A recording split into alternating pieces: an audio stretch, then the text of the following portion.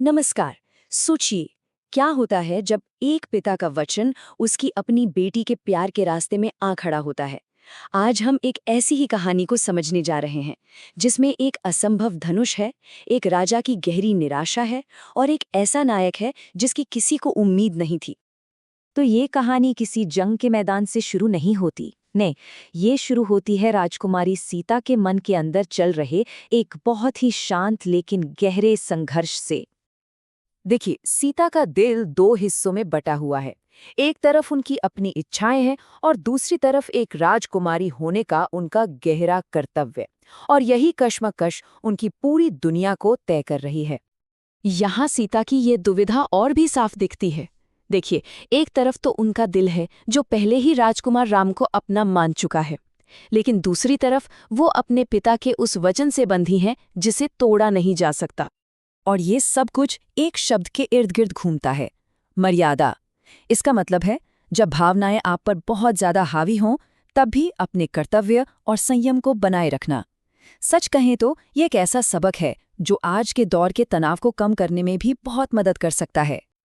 और सीता का ये कर्तव्य जुड़ा हुआ था एक ऐसे प्रण से, एक ऐसा प्रण जो एक पौराणिक हथियार से जुड़ा था, जिसे पूरा करना लगभग नामुमकिन था।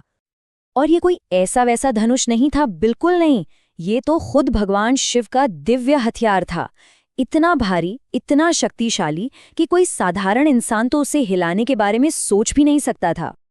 दुनिया भर से बड़े बड़े योद्धा आए अपनी किस्मत आजमाने। पहले आए शक्तिशाली राजा, फिर भेस बदलकर मायावी राक्षस, और तो और आखिर में देवताओं ने भी इंसान का रूप लेकर इस चुनौती को स्वीकार किया। और ऐसे कितने दावेदार थे जो उस धनुष को जरा सा हिला भी पाए? जवाब है शून्य, एक भी नहीं। मतलब धनुष अपनी जगह से टस से मस नहीं हुआ, बिल्कुल एक अडिग सच की तरह। वो एक तरह से सच्ची निष्ठा का प्रतीक बन गया, और उसे यूं न उठता देख पूरे दरबार में धीरे धीरे निराशा छाने लगी। हर एक नाकामी के साथ उस सभा में उम्मीदें दम तोड़ रही थीं, लेकिन इसका सबसे गहरा असर सिर्फ एक इंसान पर पड़ रहा था, और वो थे सीता के पिता राजा जनक। सोचकर देखिए, जब दुनिया का हर नायक नाकाम हो जाए तो क्या होता है? सबके सामने अपमान और अपनी बेटी के हमेशा अविवाहित रह जाने का डर। राजा जनक का सब्र अब जवाब दे गया था। अपने दुख और अपमान में डूबे राजा जनक ने भरी सभा के सामने कुछ ऐसा कह दिया जिसे सुनकर सब सन्न रह गए। उन्होंने कहा कि ये धरती अब वीरों से खाली हो चुकी है।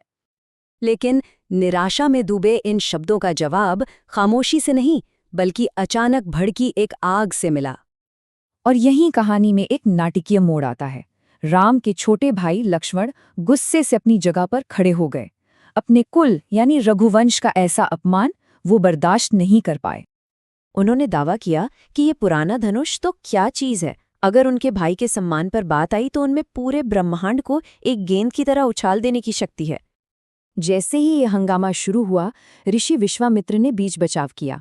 उन्होंने गुस्से में भरे लक्ष्मण को शांत किया और सबका ध्यान उस एक व्यक्ति की ओर खींचा जो इतनी देर से बिल्कुल चुप था। इस आदेश के साथ ही सभा में मौजूद हर एक इंसान की नजरें उस शांत सौम्य राजकुमार पर जाकर टिक गईं। और राम, उनके चेहरे पर न तो कोई खुशी थी, न ही कोई चिंता। वो बस अपने गुरु को प्रणाम करते हैं, उठते हैं और एक शाही हाथी की तरह एकदम शांत चाल से उस दिव्य धनुष की ओर चल पड़ते हैं। पूरा दरबार बस अविश्वास में उन्हें देख रहा था। कुछ लोग तो मजाक भी उड़ा रहे थे कि देखो, अब एक चिड़िया पहाड़ उठाने चली है। तो वहीं कुछ ऐसे भी थे जिन्होंने अपनी आखिरी उम्मीद के साथ सांसें थाम रखी थी। और ये हमें कहानी के सबसे बड़े सवाल पर लाकर छोड़ देता है, वो पल जहां सस्पेंस अपने चरम पर है। क्या ये सौम्य सा दिखने वाला राजकुमार वो कर सकता था जो दुनिया के सबसे ताकतवर योद्धा नहीं कर पाए? एक राजकुमारी की किस्मत और एक पूरे राज्य का सम्मान, सब कुछ अब उस एक शांत राजकुमार के कंधों पर टिका था।